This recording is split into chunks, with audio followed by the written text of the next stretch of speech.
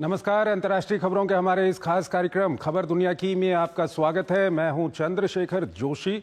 इस कार्यक्रम में हम आपको इस वक्त की बड़ी अंतर्राष्ट्रीय खबरें बताते हैं और दो बड़ी खबरों पर अपने विशेषज्ञ मेहमान के साथ चर्चा भी करते हैं।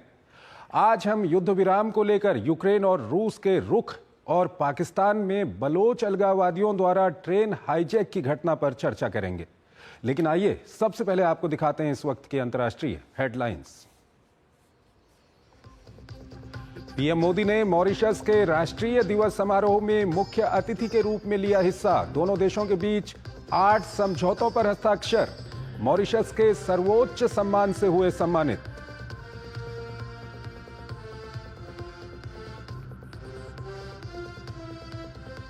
रूस यूक्रेन के बीच 3 साल बाद शांति की जगी उम्मीद। ज़ेलेंस्की 30 दिन के युद्ध विराम के लिए तैयार। रूस ने कहा जेद्दा वार्ता पर विस्तृत जानकारी का है इंतजार। अमेरिका ने जताई उम्मीद, कहा रूस मानेगा प्रस्ताव।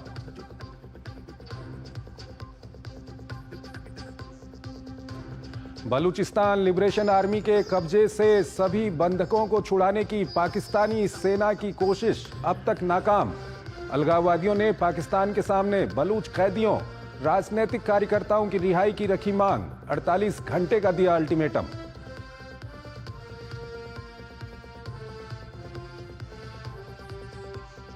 दूसरे चरण से पहले गाजा संघर्ष विराम के लिए वार्ता का नया दौर शुरू। मध्यस्थता के लिए अमेरिकी दूत स्टीव विटकॉफ कतर में मौजूद। इजराइल हमास के मतभेदों के बावजूद सकारात्मक बातचीत की उम्मीद।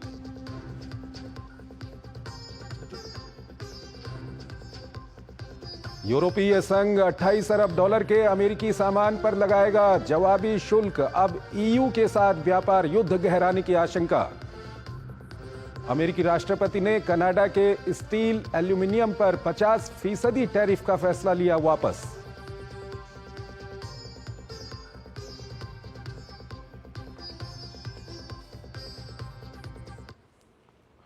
और आइए पहली खबर की ओर आपको लिए चलते हैं। पाकिस्तान में सशस्त्र बलोच अलगाववादियों द्वारा ट्रेन को हाईजैक करने से पूरी दुनिया का ध्यान एक बार फिर पाकिस्तान की इस दुखती रग की ओर खिंच गया है।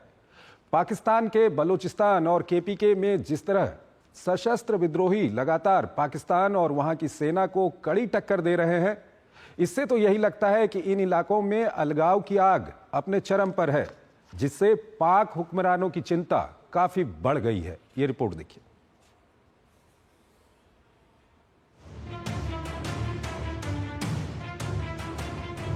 बलूचिस्तान में ऐसा कोई क्षेत्र नहीं जहां सरकार पूर्ण नियंत्रण का दावा कर सके।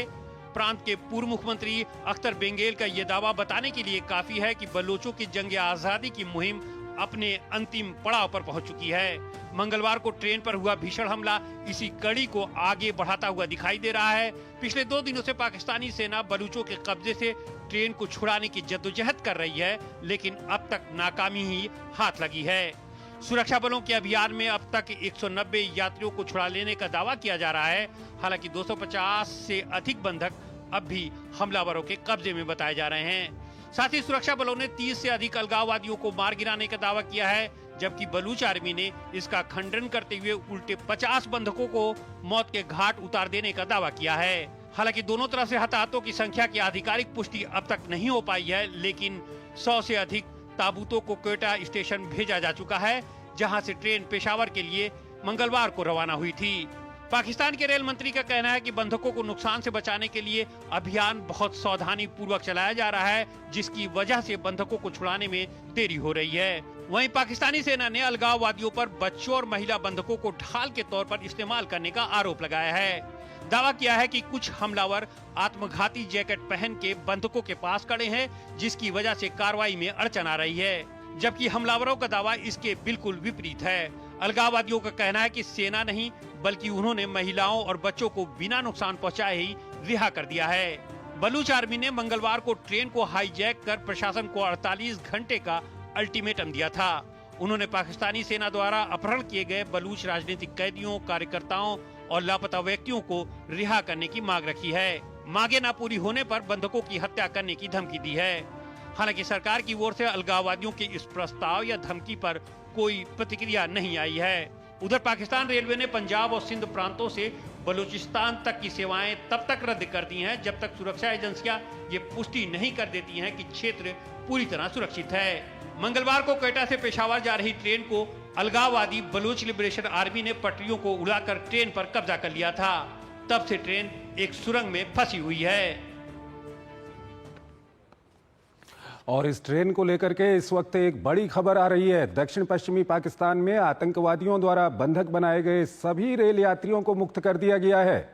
एक सैन्य अधिकारी ने न्यूज एजेंसी AFP को बताया, उन्होंने कहा कि घेराबंदी में 28 सैनिक मारे गए हैं। एक सैन्य अधिकारी ने AFP को यह भी बताया कि ऑपरेशन के दौरान 346 बंधकों को मुक्त कर दिया गया और 30 से अधिक आतंकवादी मारे गए।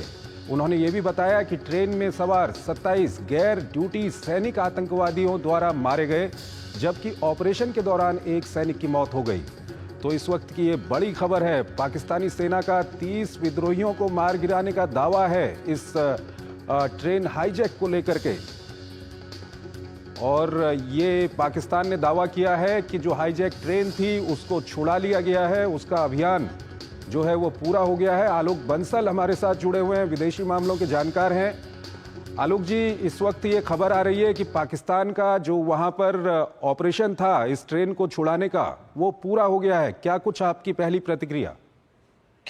देखिए, DGISPR ने ये दावा किया है कि उन्होंने सारे बंधकों को छुड़ा लिया है और 33 BLA के सदस्यों को मार दिया गया है। पर मैं अभी इस पर विश्वास पूरी तरह से नहीं कर सकता, क्योंकि BLA के स्रोतों से जो खबर आ रही है उसके अनुसार उनके पास अभी भी कुछ बंधक बंधे हुए हैं।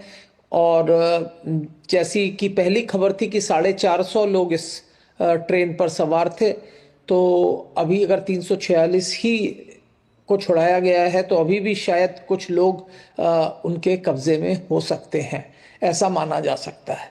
और जो पहले खबर आ रही थी उसके अनुसार कई सुरक्षा कर्मियों की भी मौत हुई है। अभी इस पर स्पष्ट रूप से कुछ कहना थोड़ा मुश्किल होगा, पर इसमें कोई शक नहीं कि ये जो ऑपरेशन था BLA के द्वारा, ये बहुत ही दुस्साहस से भरा हुआ था और इस तरीके का कोई भी कदम आज तक पाकिस्तान के इतिहास में किसी ने सरकार विरोधी तत्व ने नहीं उठाया, जिसमें कि एक पूरी की पूरी ट्रेन हाईजैक की गई हो 450 लोगों के सवारियों के साथ, और ऐसी जगह पे, ऐसी दुर्गम जगह पे जहां संचार का कोई साधन ना हो, जहां सुरक्षा सेनाओं को भी पहुंचने में करीब 48 घंटे लग गए और ट्रेन को छुड़ाने में। और अभी तक ये मुझे नहीं लगता कि सारे बंधकों को छुड़ा लिया है। ऐसा अवश्य होगा कि अधिकांश बंधक छूट गए हैं और इनमें से आधे से ज्यादा तो उन्होंने ही छोड़ दिए थे, जैसा कि उन्होंने BLA ने पहले दावा किया था कि सभी बुजुर्ग, महिला, बच्चों को छोड़ दिया गया था और जो भी बलूचिस्तान के नागरिक थे उनको भी छोड़ दिया गया था। आलोक जी, यहाँ पर एक सवाल ये भी उठता है कि ठीक है, बलूचिस्तान की अपनी समस्याएं हैं, पाकिस्तान आर्मी ने वहाँ पर बहुत ज़्यादा एट्रोसिटीज़ की हैं, वहाँ पर बहुत ज़्यादा लोगों को परेशान किया है, लेकिन बलूच अलगाववादियों की जो ये दहशतगर्दी थी, जिस तरह की ये कार्रवाई थी, इसको लेकर के आप क्या कुछ कहेंगे? देखिए, कई सालों से बलोचों का ये कहना रहा है कि हमारी जो भूमि है उसके ऊपर इसको एक पंजाब की कॉलोनी बनाया जा रहा है, उपनिवेश बनाया जा रहा है, और इसके लिए उन्होंने कहा था कि पंजाबी मुसलमानों को यहाँ से चले जाना चाहिए और हम वो उनको टारगेट करेंगे। और अगर आपको याद हो, अगस्त में भी जो हमले हुए थे उसमें बसों और ट्रकों को रोक रोक कर जो पंजाबी लोग थे उनकी हत्या कर दी गई। ये एक तरीके की नस्ली अहिंसा कह सकते हैं, क्योंकि बलोचों का ये मानना है कि उनका जो भूमि है उसके ऊपर पंजाबियों ने राज्य कर दिया है और उनका दमन चक्र के लिए पंजाबी जो एस्टेब्लिशमेंट है वो काफ़ी हद तक जिम्मेदार है। और कुछ इसी तरीके की घटना जो है इस वक्त हुई है। उनका ये मानना था कि इस ट्रेन से एक बड़ी संख्या में सैनिक अपने परिवारों के साथ पेशावर जा रहे थे और उन्होंने अधिकांश सुरक्षा कर्मियों और सैनिकों को बंधक बनाया था। अब वास्तविक स्थिति इस वक्त क्या है ये कहना थोड़ा मुश्किल है, क्योंकि जो DGISPR की खबर है वो भी पूरी तरह से मुझे सत्य नहीं लगती कि कोई नुकसान नहीं हुआ, कोई भी बंधक नहीं हताहत हुआ। ये थोड़ा मुश्किल है इस बात को हजम करना कि जब इतनी बड़ी संख्या में लोगों को बंधक बनाया हो और उनको छुड़ाने की कोशिश की गई हो तो इसमें कोलैटरल डैमेज ना हुआ हो, इसकी संभावना बहुत कम है। ठीक है आलोक जी, इसके अलावा जो बलोच की ओर से जो लगातार कहा जाता है चीन को लेकर के, पाकिस्तान को लेकर के काफ़ी वो वहाँ पर चिंतित दिखाई देते हैं, जिस तरह से वहाँ पर चीन की कई कंपनियां वहाँ पर मौजूद हैं, ये कितना बड़ा फैक्टर है? देखिए, बलोचों ने 2008 से ये कहा हुआ है कि चीन जो है इस्लामाबाद की मदद कर रहा है बलोच भूमि को कॉलोनाइज करने में और यहाँ पे अन्य प्रांतों के लोगों को बसाने के लिए। और इसके खिलाफ उन्होंने कहा है कि सब चीनी कंपनियां, चीनी नागरिक और जितने भी चीनी इंटरेस्ट हैं वो सब वैलिड टारगेट हैं। और इसके बाद से इन्होंने कई बार चीनी कंपनियों और चीनी नागरिकों के ऊपर हमला किया है। जैसा कि आपको याद है, कुछ समय पूर्व कराची के अंदर एक बलूच महिला ने अपने आप को, सुसाइड बॉम्बर ने जो है कन्फ्यूशियस सेंटर की जो चीनी शिक्षक थे उनको टारगेट करते हुए अपने आप को ब्लो अप किया था, जिनमें उनकी सबकी मौत हो गई थी। तो बलोचों की तरफ चीनी नागरिकों के ऊपर विशेष रूप से हमले किए जा रहे हैं। और बीच में ऐसी भी खबर सुनने को आई थी कि चीन की जो कंपनियां हैं वो डायरेक्ट बलोच राष्ट्रवादियों से नेगोशिएट कर रही हैं और उनको पैसा दे रही हैं अपनी सुरक्षा के। अंतिम सवाल इसको लेकर के आलोक जी आपसे जानना चाहेंगे, जिस तरह की स्थिति KPK में बनी हुई है या जिस तरह की स्थिति बलूचिस्तान में है, पाकिस्तान के लिए कितना मुश्किल हो रहा है इस इलाके को संभालना? देखिए, बलूचिस्तान में कई इलाकों में पाकिस्तान की हुकूमत की रिट नहीं चलती। ये बात पाकिस्तानी भी जानते हैं और ये बात फजलुर रहमान साहब ने संसद में भी कही। अगर आपको याद हो, कुछ समय पूर्व उन्होंने कहा कि कुछ जिले तो ऐसे हैं जहां जाने के लिए आपको पासपोर्ट चाहिए। तो इससे बड़ी और क्या बात हो सकती है? तो इसमें कोई शक की बात नहीं है कि कई इलाकों में बलूचिस्तान के पाकिस्तान की रिट नहीं चल रही। लेकिन साथ ही साथ ये भी समझना पड़ेगा कि बलोचों की संख्या बहुत कम है। हालांकि बलूचिस्तान पाकिस्तान का करीब 43% क्षेत्रफल ऑक्यूपाई करता है, लेकिन उसकी जो जनसंख्या है वो पाकिस्तान की कुल जनसंख्या का करीब 5% है। तो जो संख्या है वो इतनी नहीं है कि पाकिस्तानी फौज उसको अलग होने देगी जब तक कि अन्य जो अल्पसंख्यक हैं वो भी उसके साथ ना हो। और इसीलिए बलोचों की हमेशा से कोशिश रही है कि सिंधी और पख्तून इनको भी अपने साथ लिया जाए और पंजाबियों के खिलाफ एक संयुक्त मोर्चा खोला जाए। ठीक है आलोक जी, हाल के दिनों में ये देखने को भी आया है कि बलूच चाहे पख्तून हो या दूसरे लोग हों, उनके साथ काफ़ी हद तक तालमेल बिठाने में कामयाब रहे हैं। और शायद यही कारण है कि हाल के महीनों में हमने देखा है कि KPK में और बलूचिस्तान में लगातार पाकिस्तानी सेना के ऊपर, चीन के सेटलमेंट्स के ऊपर लगातार हमले हो रहे हैं। आलोक जी हमारे साथ बने रहिएगा, एक और खबर है उस पर अभी हम आपसे बातचीत करेंगे। यहाँ पर हमको एक छोटा सा ब्रेक लेना।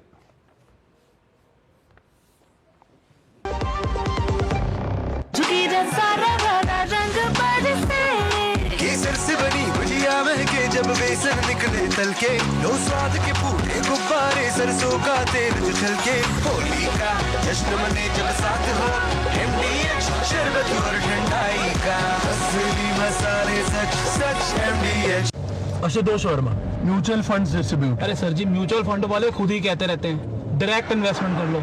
सारे डायरेक्ट इन्वेस्टमेंट करेंगे तो आपका कौन पूछेगा? हम यहाँ क्यों बैठे हैं, गड्डी सीखने के लिए? सर जी, म्यूचुअल फंड्स का भी सेम फंडा है। शुरुआत में किसी ना किसी को तो म्यूचुअल फंड्स की सारी जानकारी देनी होगी ना। मैंने भी शुरुआत करनी। आप भी मेरी तरह म्यूचुअल फंड्स डिस्ट्रीब्यूटर बन सकते हैं। जानिए कैसे mfdkaresshuru.com पर। तो करें शुरू। Under the Honorable PM's leadership, an unprecedented push to yoga has been given. Today, yoga is playing a significant role in enhancing health and wellness across the world. PM Yoga Awards are given in recognition to outstanding contributions by individuals and organizations to the field of yoga. These awards carry a trophy, certificate and a prize of 25 lakh rupees. Hurry! Send your entries through MyGov platform before 31st March. Visit Ministry of Ayush website or MyGov platform for more details. जब धरती चीर कर निकलता है लोहे का पत्थर और मिलता है मोंगिया के जोश से, फिर तपता है, पिघलता है और बनता है फौलाद। अब होता है सरिया सारी खूबियों के साथ, मोंगिया स्टील, मजबूत देश का मजबूत शरीर। जो लक्ष्य चुना था समझ आने लगा है। GLA यूनिवर्सिटी, उच्च लक्ष्य की निश्चित प्राप्ति। तुमने नौकरी छोड़ दी, अब आगे क्या प्लान है? Full time mutual fund distribution. बेटा, इतने में घर कैसे चलेगा? पापा, मेरे पास 150 क्लाइंट्स ऑलरेडी हैं और नए क्लाइंट्स मिलते रहते हैं। अब नौकरी छोड़कर full time mutual fund distributor ही बनूंगा। आप भी मेरी तरह म्यूचुअल फंड डिस्ट्रीब्यूटर बन सकते हैं। जानिए कैसे? mfdkareshuru.com पर। तो करें शुरू।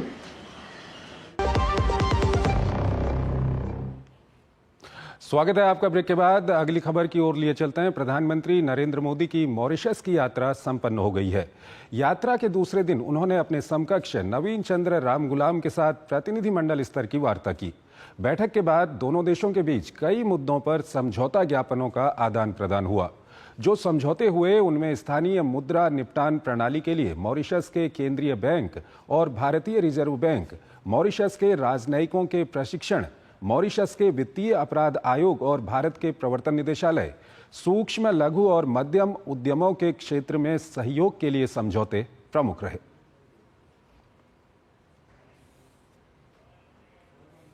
इसके अलावा प्रधानमंत्री नरेंद्र मोदी को मॉरिशस के सर्वोच्च नागरिक पुरस्कार से सम्मानित किया गया। पोर्ट लुइस में मॉरिशस के राष्ट्रीय दिवस समारोह के दौरान पीएम को grand commander of the order of the star and की ऑफ द इंडियन ओशन सम्मान प्रदान किया गया। वहीं प्रधानमंत्री नरेंद्र मोदी पोर्ट लुइस में मॉरिशस के राष्ट्रीय दिवस समारोह में मुख्य अतिथि के तौर पर शामिल हुए। परेड में INS इम्फाल का दस्ता भी शामिल हुआ। जैसे ही यह दस्ता मार्च करता हुआ गुजरा, पीएम ने खड़े होकर इसका उत्साहवर्धन किया।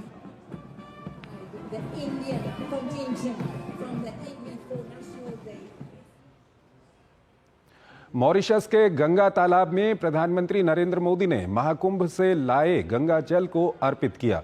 ये एक ऐतिहासिक क्षण रहा जब 50 वर्षों के बाद गंगा तालाब में फिर से गंगा जल को अर्पित किया गया है। गंगा तालाब मॉरिशस के महत्वपूर्ण हिंदू तीर्थ स्थलों में से एक है।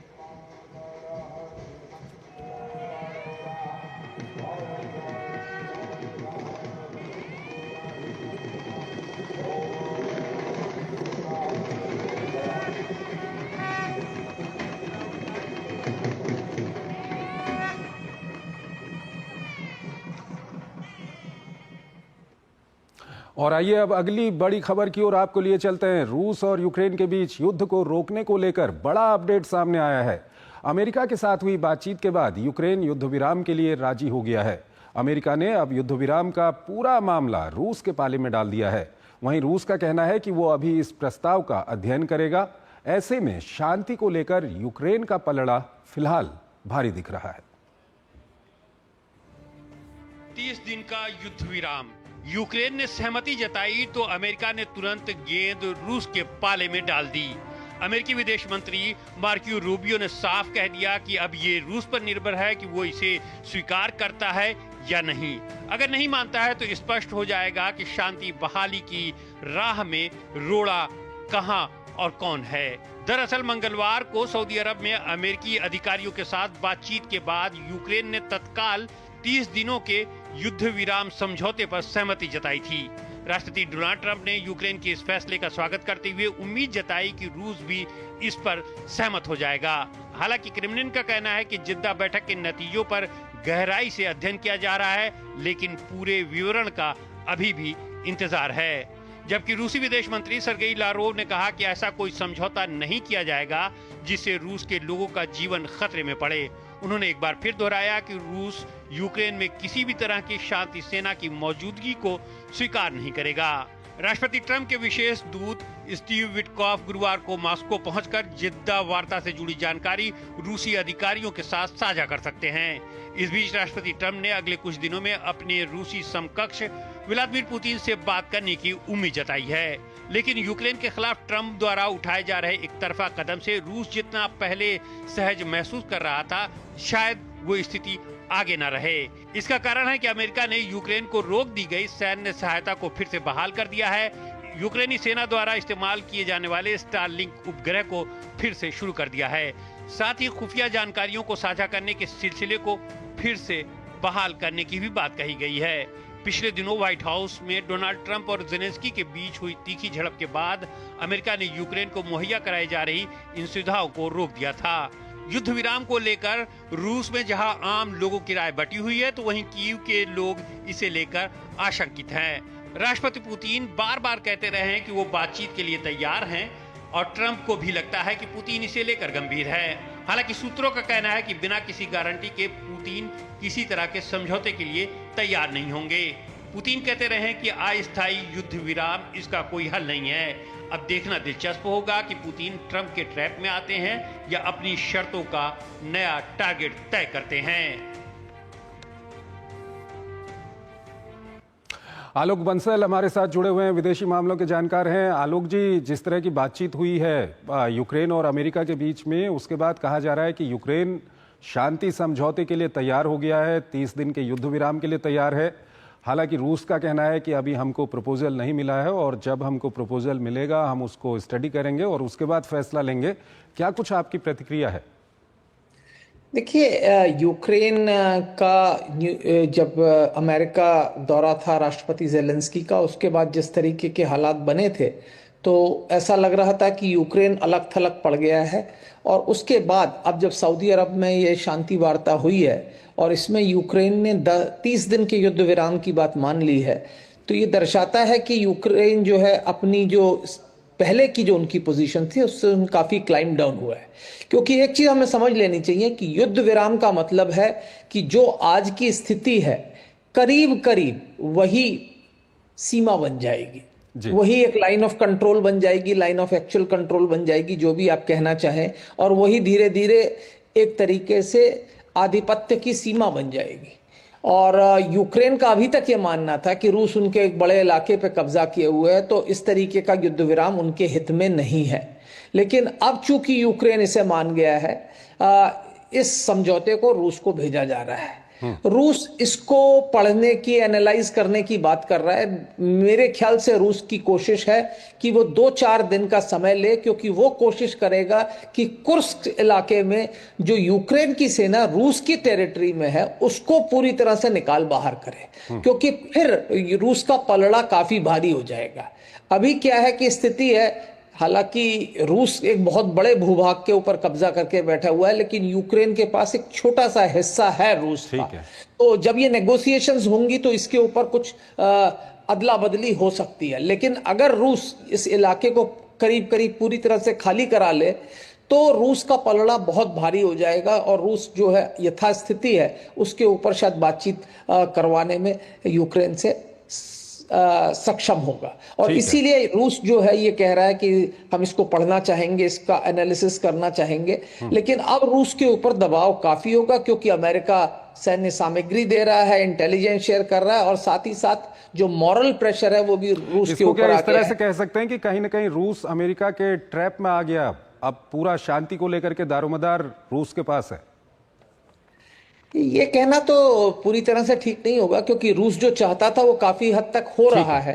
अमेरिका ने काफी हद तक रूस की शर्तें पहले भी मान ली हैं, और अगर अभी युद्ध विराम होता है तो यूक्रेन का एक बहुत बड़ा भूभाग जो है रूस के कब्जे में होगा। और इसमें अगर कुछ अदला बदली करे तो रूस हो सकता है जो उसकी डोनबास में जो चाहता था कि इस पूरे इलाके को कर ले, तो ठीक है। आलोक जी, बहुत बहुत शुक्रिया आपका हमारे इस कार्यक्रम में जुड़ने के लिए और दोनों ही विषयों पर अपना महत्वपूर्ण विश्लेषण हमारे दर्शकों के सामने रखने के लिए। और अभी हम आपको आज की कुछ और प्रमुख अंतर्राष्ट्रीय खबरें बताएंगे, लेकिन उससे पहले एक छोटा सा ब्रेक लेते हैं।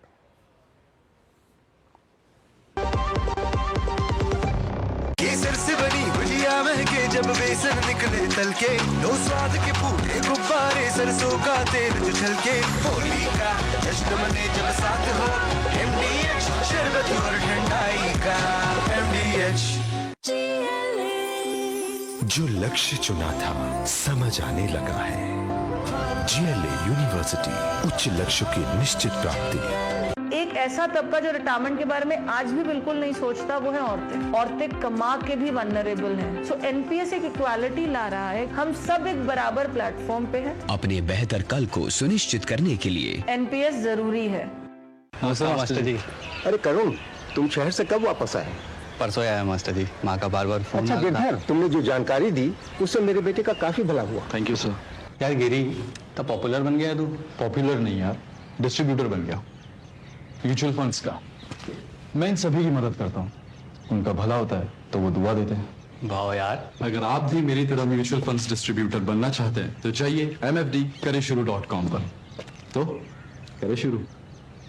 गोल्डी मसाले के 100 ग्राम के स्पेशल पैक्स में फ्रेशनेस लॉक ऐसे। गोल्डी मसाले, जहां जाएं रिश्ते बनाएं। स्वागत है आपका। ब्रेक के बाद अंतर्राष्ट्रीय खबरों के हमारे इस कार्यक्रम को हम यहीं पर खत्म करते हैं, लेकिन जाते जाते आपको छोड़ जाते हैं आज की कुछ और महत्वपूर्ण अंतर्राष्ट्रीय खबरों के साथ। आप इन खबरों को देखिए और हमारी पूरी टीम को इजाजत दीजिए। नमस्कार। रूस, ईरान और चीन की नौसेनाओं ने वार्षिक संयुक्त नौसैनिक अभ्यास के हिस्से के रूप में ओमान की खाड़ी में लाइव फायर और अन्य युद्धाभ्यास शुरू कर दिए हैं। यह तीनों देश अमेरिकी प्रभुत्व के खिलाफ एक साथ काम करते हैं और पिछले कुछ साल में इस क्षेत्र में ऐसे अभ्यास करते रहे हैं। कतर में इजरायल और हमास के बीच नए चरण की बातचीत शुरू हो रही है। मध्यस्थता के लिए अमेरिकी दूत स्टीव विटकॉफ और इजरायली अधिकारी कतर में मौजूद हैं। हमास की ओर से भी इसकी पुष्टि की गई है। युद्ध विराम के दूसरे चरण के लिए बातचीत से पहले अस्थायी युद्ध विराम के लिए ये बातचीत महत्वपूर्ण है। पुर्तगाल में प्रधानमंत्री मोंटेनेग्रो की सरकार संसद में विश्वास प्रस्ताव हारने के बाद एक साल में ही गिर गई है।